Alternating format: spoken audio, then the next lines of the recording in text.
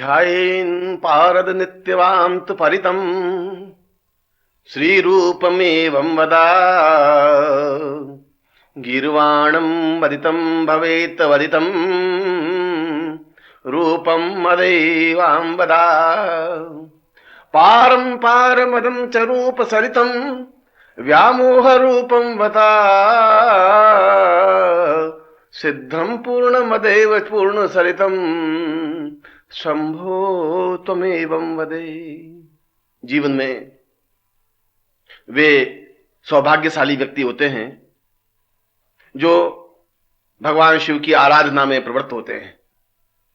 उन लोगों का जीवन धन्य है जिन्होंने अपने जीवन में भगवान पारदेश्वर के दर्शन किए हों। उनकी माताएं धन्य हैं जिन्होंने ऐसे पुत्र को जन्म दिया जो भगवान पारदेश्वर की आराधना में रत रहते हैं।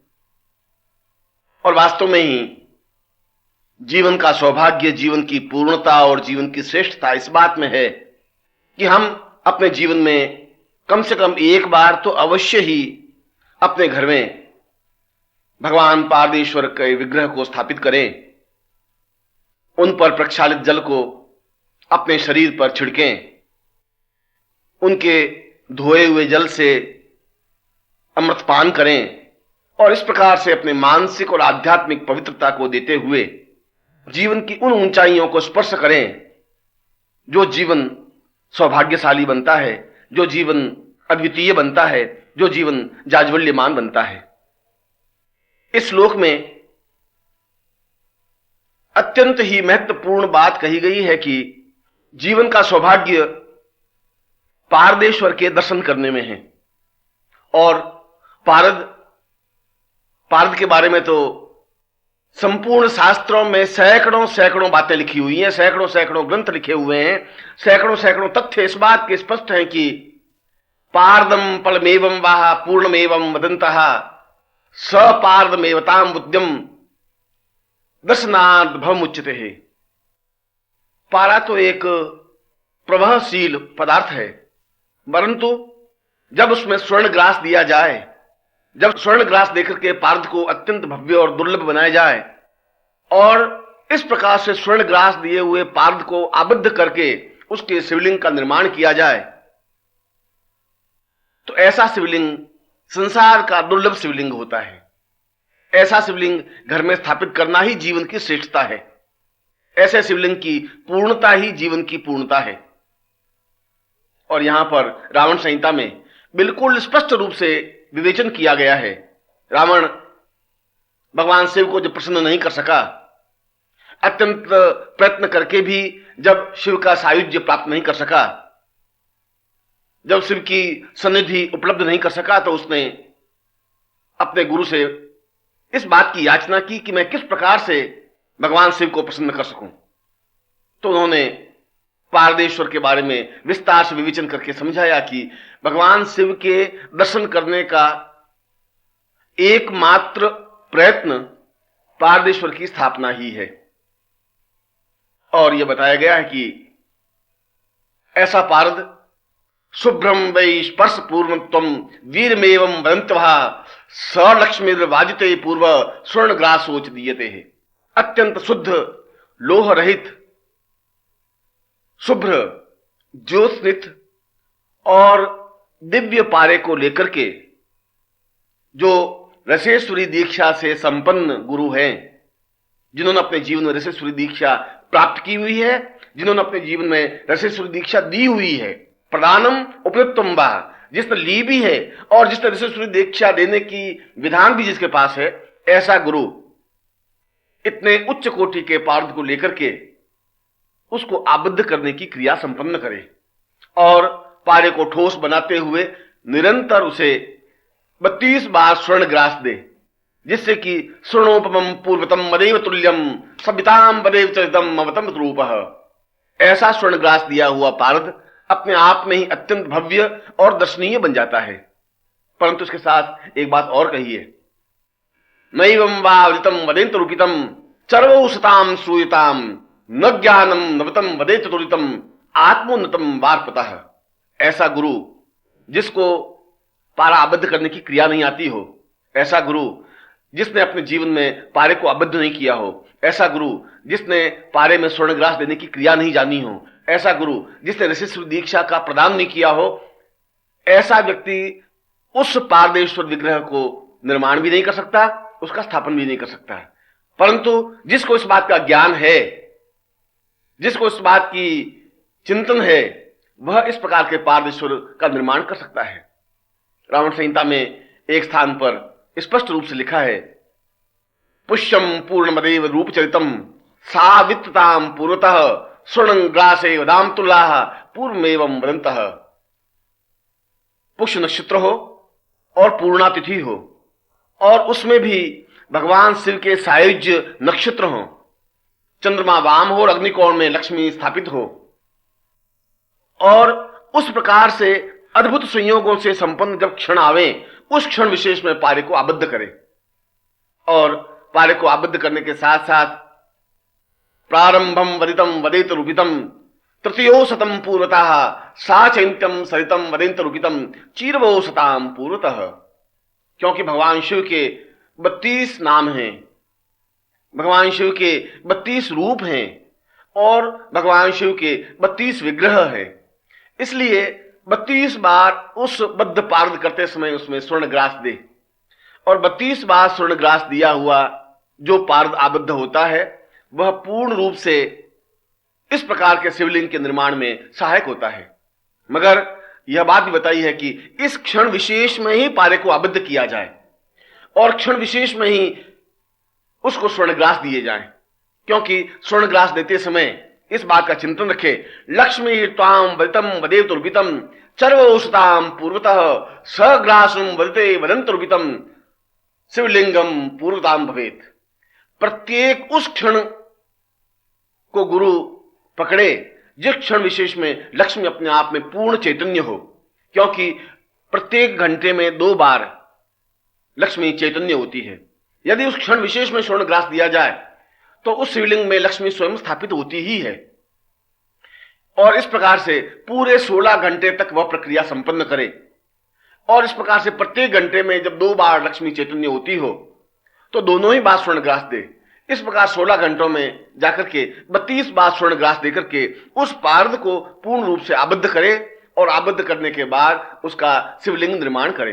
शिवलिंग निर्माण में भी स्पष्ट रूप से बताया है, नव्यातम वदितम चैव रूपः सरितम वदीम पूर्वतः। इस बात का चिंतन नहीं करे कि समय ज्यादा व्यतीत हो रहा है, कम व्यतीत हो रहा है, मगर इस बात का चिंतन करे कि उस क्षण विशेष में जब भगवान शिव और लक्ष्मी पूर्ण रूप से चैतन्य हो, उस क्षण विशेष में ही पार्द के निर्माण की प्रक्रिया प्रारंभ करे, और उस पार्द को निर्माण करके उसके ऊपर पुनः भगवान शिव के 32 रूपों का चिंतन करे, 32 रूपों का व्यामोह करे, 32 रूपों को आबद्ध करे, 32 रूपों को उसके ऊपर स्थापित करे। और वे 32 रूप जो भगवान शिव के बताए गए हैं, वे 32 रूप हैं, सदाशिवाय नमः, रुद्राय नमः, कालाग्नि नमः, चिंतनाय नमः, विरूपाय नमः, वैद्रवाय नमः, लक्ष्मी रूपाय नमः, कृष्ण रूपाय नमः, मुक्ति रूपाय नमः, चिंत्य रूपाय नमः, धनेश्वराय नमः, आबद्ध रूपाय नमः, पूर्णत्व रूपाय नमः, चैन्त्य रूपाय नमः, क्रियमाणाय नमः, कालांतराय नमः, पूर्णशिष्याय नमः, सभाम भैरवाय नमः, सचिंत्य रूपाय नमः, पार्वतीश्वरी नमः, आबद्ध लक्ष्मी नमः, अन्नपूर्णायै नमः, दीर्घ रूपायै नमः, काल मुक्तायै नमः, मृत्यु रूपायै नमः, गणेश रूपाय नमः, सरस्वतेश्वर्याय नमः, पूर्वेश्वर्याय नमः, कल्याण रूपायै नमः, आबद्ध रूपायै नमः, दीर्घ रूपायै नमः, कल्याणात्मदाम पुरुष्याम सा दीर्घ रूपायै नमः। इस प्रकार से इन सब रूपों को उसमें स्थापन करने के बाद 4 विशेष रूपों को भी स्थापन करें। अमृत्यु रूपाय नमः, अमृताय रूपाय नमः, कल्याण रूपाय नमः, पूर्ण कुबेर वैश्रवणाय नमः। और इस प्रकार से जब उसमें 36 रूपों की स्थापना होती है, तो वह विग्रह अपने आप में चैतन्य, दिव्य और अपने आप में अद्वितीय बन जाता है। ऐसा भगवान सदाशिव का शिवलिंग 5 तोले का या 11 तोले का निर्माण करे, क्योंकि 5 तोलों में पंचदेवों की स्थापना होती है और 11 तोले के पार्द शिवलिंग में एकादश रुद्र की स्थापना होती है। और ये एकादश रुद्र अपने आप में संपूर्ण सिद्धियों को देने वाले हैं। इसमें तो रावण संहिता में जो स्पष्ट रूप से कहा गया है, पार्दम शिवलिंगम वा सवातम वदे वदे ससिद्धम भावते रूप सचिंत्यम वदवे वद।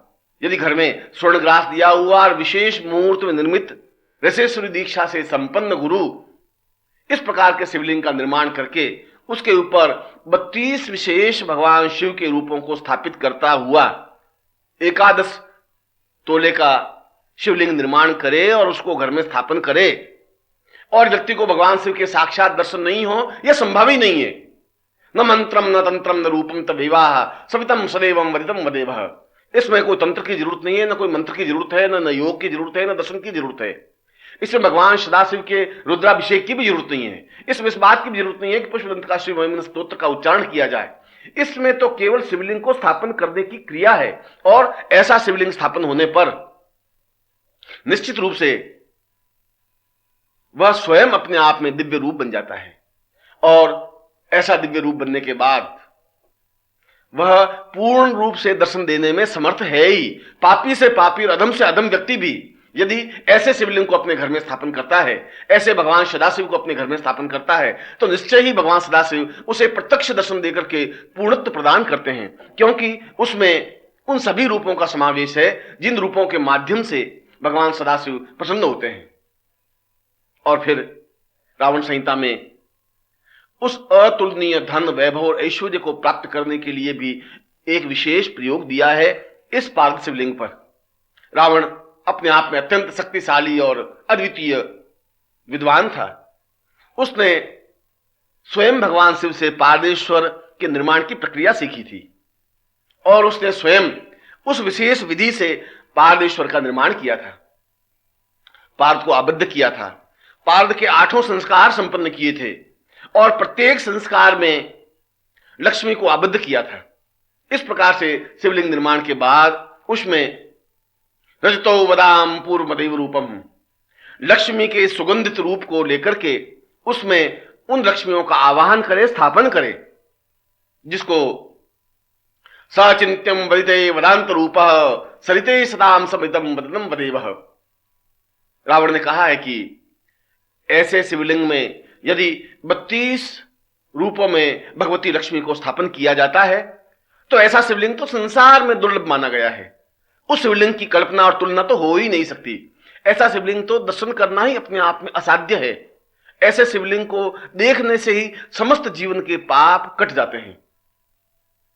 ब्रह्महत्याम गुरुहत्याम दोषहत्याम सदैव दे सर्व पापे विनुचिंते शिवलिंगे दर्शनात्। ऐसे शिवलिंग से और ऐसे शिवलिंग को स्थापन करने से, ऐसे शिवलिंग के दर्शन करने से यदि व्यक्ति ने अपने जीवन में गौ हत्या की हो, ब्राह्मण हत्या की हो या गुरु हत्या भी कर दी हो और अत्यंत आक्रांत पाप से भरा हुआ हो, फिर भी अपने जीवन में उसे इस प्रकार का पारदेश्वर शिवलिंग प्राप्त हो जाए, तो ऐसे दर्शन करने से ही उसके समस्त पाप क्षय हो जाते हैं, समाप्त हो जाते हैं। एक स्थान पर शिव स्तोत्र में स्पष्ट रूप से बताया गया है कि केदाराम दीन पूर्वाणी पुण्याम दीर्घाम सर्व पृथ्वी बदाम शिवलिंगाम भविष्यति। केदारनाथ से लगा करके संपूर्ण पृथ्वी तक जितने भी भगवान शिव के मंदिर हैं, जितने भी भगवान शिव के क्षेत्र हैं, जितने भी भगवान शिव के पुण्य स्थल हैं, उन सब पुण्य स्थलों, उन सब क्षेत्रों के दर्शन करने से जो पुण्य होता है, वह पुण्य केवल मात्र पारदेश्वर भगवान शिवलिंग के दर्शन करने से ही प्राप्त हो जाता है। और इसीलिए कहा है रावण ने, किम पूर्वम वदितम वदेंत रूपः सततम सदाम तद्वैतम वदते रूपः। तुम क्यों पूरी पृथ्वी पर विचरण कर रहे हो? क्यों एक एक स्थान पर जाकर के उस मंदिर में दर्शन कर रहे हो?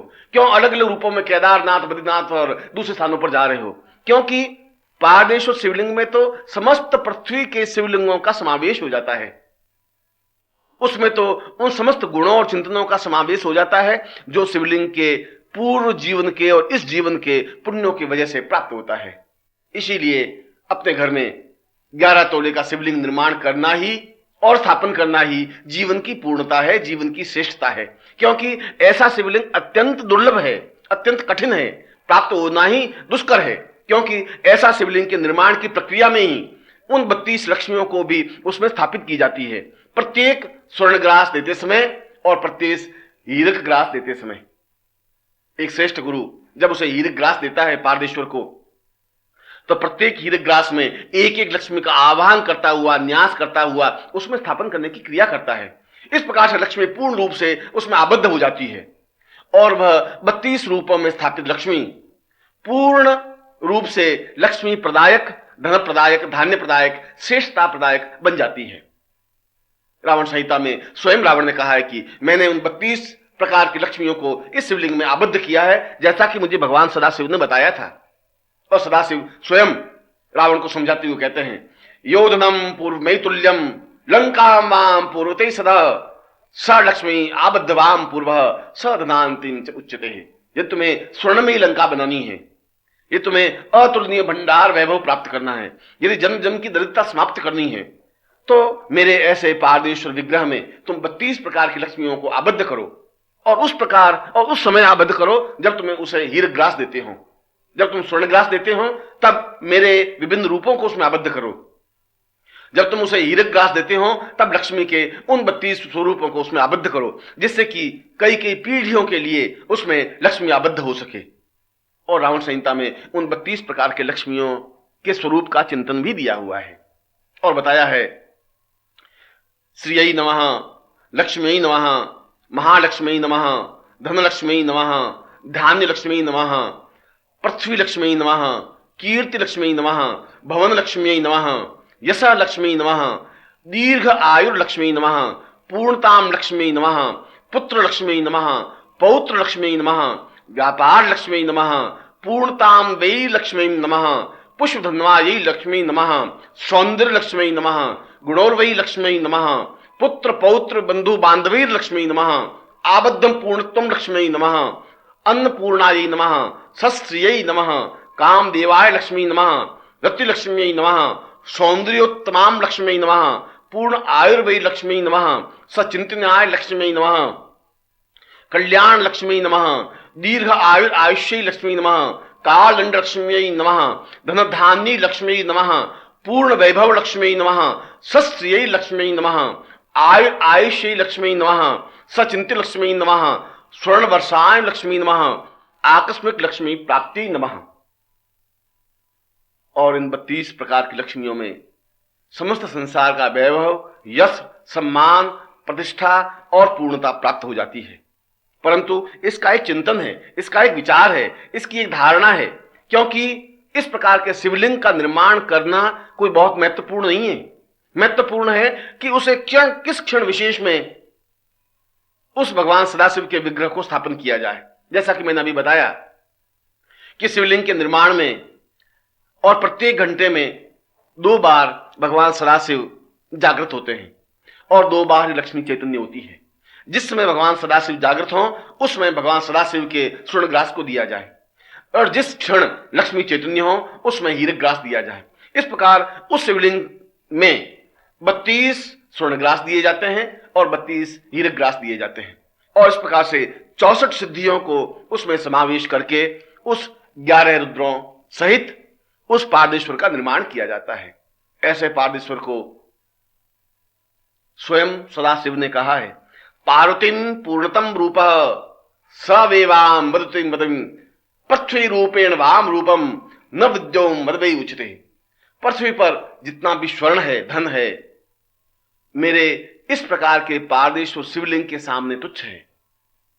पृथ्वी पर जितनी संपदा है वह उसके सामने तुच्छ है, क्योंकि मेरा ऐसा विग्रह ही जिसके घर में स्थापित होता है, मैं स्वयं समस्त प्रकार की लक्ष्मियों को साथ लेकर के उस शिवलिंग में स्थापित हो जाता हूं और जिस शिवलिंग में मैं स्थापित हो जाता हूं उस शिवलिंग का दर्शन करना ही समस्त जीवन को पूर्णता देना है, संवारना है, सजाना है, पूर्णते और पूर्ण के रूप में पूर्णता प्राप्त करने की क्रिया है।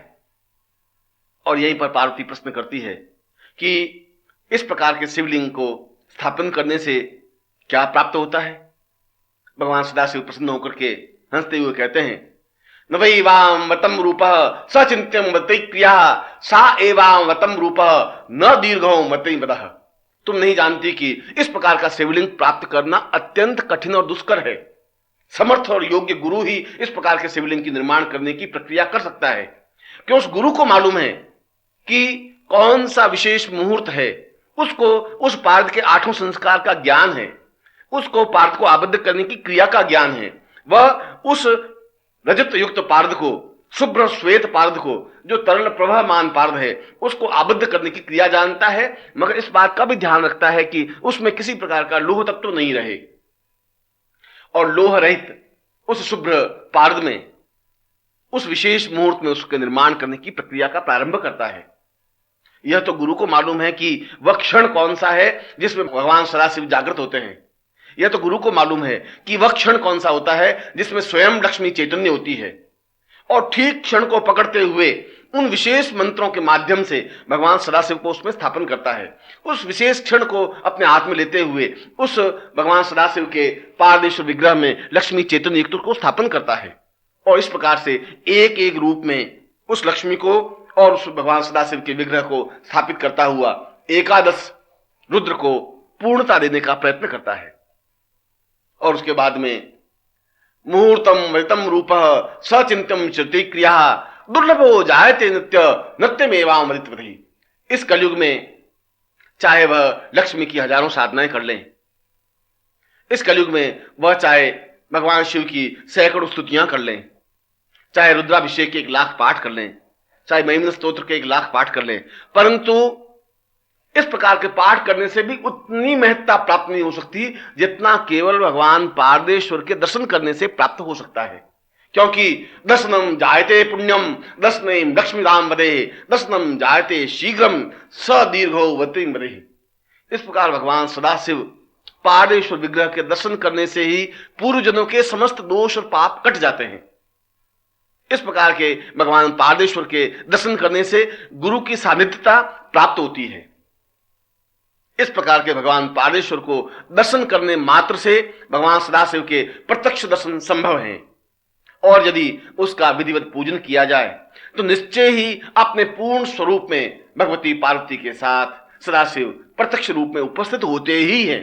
और जितनी बार भी उसका आह्वान किया जाए उतनी बार ही भगवान सदाशिव प्रत्यक्ष दर्शन देकर के उसको जीवन में पूर्णता देने का प्रयास करते हैं। क्योंकि जब भगवान राम ने लंका पर चढ़ाई प्रारंभ की तो उन्होंने मन ही मन भगवान सदाशिव को स्मरण किया और कहा कि मुझे हर हालत में विजय प्राप्त करनी ही है। तो भगवान सदाशिव ने एक ही बात में अपनी सारी जीवन का संकेत दे दिया, पारदेश्वर रूपम तुम पूज्येत स सदाशिवः पूर्णताम पूर्ण वै रूपम विजयो वामति वदे। तुम निश्चय ही जीवन विजय प्राप्त कर सकते हो यदि मेरे पारदेश्वर को स्थापन करके उसका पूजन अर्चन संपन्न कर सको, जिसमें पूर्ण रूप से मेरे 32 रूपों का समावेश हो। और इस प्रकार के शिवलिंग का निर्माण स्वयं हनुमान ने संपन्न किया, और स्वयं राम ने उसका विधिवत पूजन अर्चन संपन्न किया, और इस पूजन अर्चन के माध्यम से ही वे उस अद्भुत और श्रेष्ठ, दुर्लभ और कठिन और दुर्धर्ष रावण को परास्त करके विजय प्राप्त कर सके। इसीलिए तो जीवन में स्पष्ट रूप से बताया गया है कि जीवन का सौभाग्य पारदेश्वर को प्राप्त करना है, क्योंकि उस पारदेश्वर के एकादश रूपों में अपने जीवन का समस्त संबंध समावेश हो जाता है। कल्याण रूपाय नमः उसका एक विग्रह है समस्त जीवन को कल्याणमय बना देना। लक्ष्मी रूपाय नमः और भगवान सदाशिव का दूसरा विग्रह है समस्त जीवन को धन और धान्य से पूर्णता दे देना। यशो वै नमः समस्त जीवन में यश और सम्मान की पूर्णता प्राप्त होने की क्रिया होना।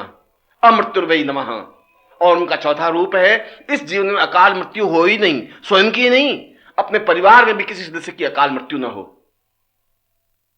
पुत्र पौत्राय नमः जीवन में वंश वृद्धि निरंतर होती ही रहे, धनेश्वर्यै नमः, धन का अक्षय भंडार कुबेर स्वयं उसके घर में स्थापन हो। दीर्घ रूपाय नमः, उसके जीवन में जो भी इच्छाएं, जो भी कामनाएं, जो भी भावनाएं हो वह पूर्णता प्राप्त हो सके। सिद्धिर्वै नमः, उसे अपने जीवन में संपूर्ण सिद्धियां प्राप्त हो सके। समावेशाय नमः, उसको स्वयं भगवान सदाशिव साक्षात रूप में दर्शन दे सके। लक्ष्मीर्वै रूपाय नमः, लक्ष्मी स्वयं उसके घर में स्थापित हो सके और जब भी चाहे वह लक्ष्मी के दर्शन कर सके। पूर्ण रूपाय नमः, और उसके एकादश रूप का चिंतन है कि सभी दृष्टियों से व्यक्ति पूर्णता प्राप्त कर सके। इस प्रकार से एक ही शिवलिंग में इन समस्त रूपों का समावेश जीवन की दुर्लभता है, जीवन की श्रेष्ठता है, जीवन की अनुपमेयता है। स्वयं भगवान सदाशिव कहते हैं, दुर्लभम प्राप्यते रूपम सचिंत्यम चिरते क्रिया पूर्णताम पूर्णतम एवं सदीर्घो बताम वदेह।